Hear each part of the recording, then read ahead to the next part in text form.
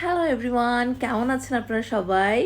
আলহামদুলিল্লাহ আমি ভালো আছি অ্যান্ড আশা করছি আপনারা সবাইও অনেক অনেক ভালো আছেন। আহ, কীভাবে বুঝলাম ভালো আছেন?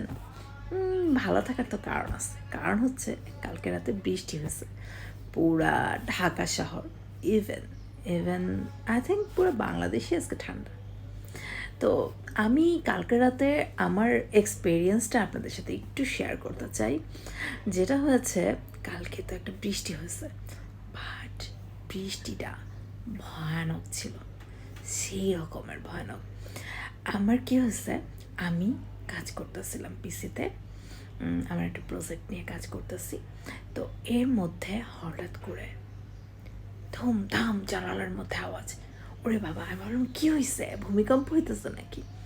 আমি দৌড়ায় ড্রয়িং রুমে আসছি, স্টাডি রুম থেকে দৌড়ায় ড্রয়িং রুমে এসে দেখতেছি ড্রয়িং রুমের কাজ মনে হচ্ছে ভেঙে যাবে। বাবা কী হয়েছে? আর আম্মুরে বলতেছে, আম্মু কী হয়েছে, কী হয়েছে, কিসের আওয়াজ? আম্মু বলতেছে যে তুমি টেনশন করো না, শিলা বৃষ্টি হইতেছে। পরে আমার মাথায় আসছে, আচ্ছা ঠিক আছে, শিলা বৃষ্টিতে তো বরফ পড়ে, তো হ্যাঁ বরফগুলা জানালায় এসে বাড়ি খাইতেছে অ্যান্ড সেটার আওয়াজ। বাট তার আগ পর্যন্ত আমি যে কী ভয় পাইছি, ইভেন আমি যখন এটা জানছি যে এটা শিলাবৃষ্টি হচ্ছে, বরফগুলো পড়ছে, তারপরেও কিন্তু আমার ভয় একটু কমছে, বাট পুরোপুরি ভয়টা কমে নাই।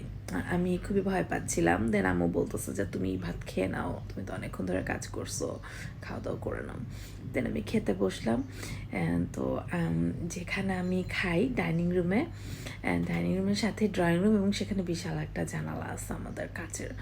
তো ওই জানালার মধ্যে বারবার বাড়ি খাচ্ছে সেই এগুলা, বরফগুলা। খুবই একটা ভয়ঙ্কর সিচুয়েশন ছিল।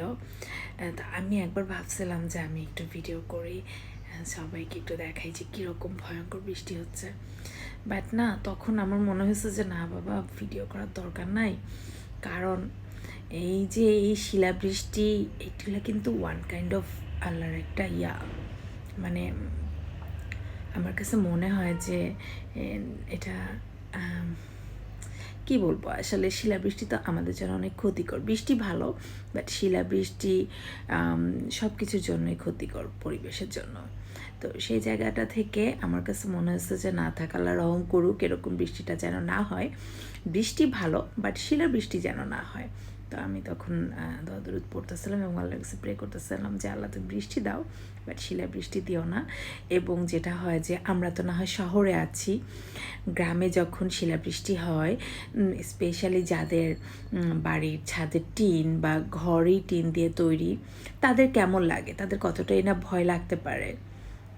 গ্রাম অঞ্চলে বা শহরের মধ্যেও তো অনেকের বাড়ি আছে না টিনের বাড়ি, যদিও শহর থেকে আজকাল টিনের ঘর উধাও।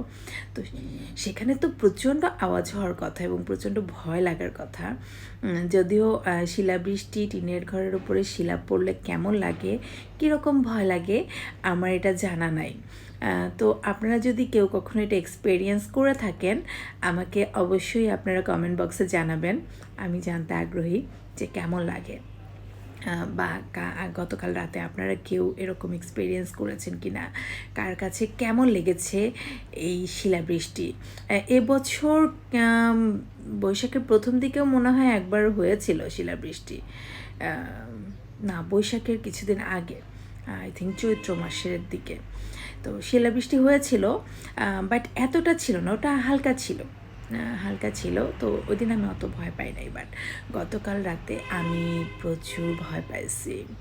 আল্লাহ মাফ করুক, বৃষ্টি হোক, বাট এরকম ভয়ঙ্কর শিলাবৃষ্টি যেন না হয়। স্পেশালি আমার মতো বড় একজন, মানে কি বলে, আমার মতো একজন প্রাপ্তবয়স্ক মানুষ যদি এতটা ভয় পায়, তো সেক্ষেত্রে একজন বয়স্ক মানুষ বা বাচ্চাদের কেমন ভয় লাগতে পারে সেটাই আমি চিন্তা করছি। যদিও আমার আম্মু বয়স্ক মানুষ, আমার আম্মু কিন্তু ভয় পায় নাই। আমার আম্মু আবার প্রচণ্ড সাহসী, শি ইজ সুপার উইম্যান, সে অনেক সাহসী। আচ্ছা যাই হোক, আমি আমার এক্সপিরিয়েন্সটা আপনাদের সাথে শেয়ার করলাম। তো আপনারা সবাই ভালো থাকবেন। আল্লাহ হাফেজ। হয়তো বা আমি আসতে পারি আবারও যে কোনো সময়, যে কোনো নতুন একটা ভিডিও নিয়ে। ততদিন পর্যন্ত, টিল দেন আপনারা সবাই ভালো থাকবেন। আল্লাহ হাফেজ অ্যান্ড আসসালামু আলাইকুম।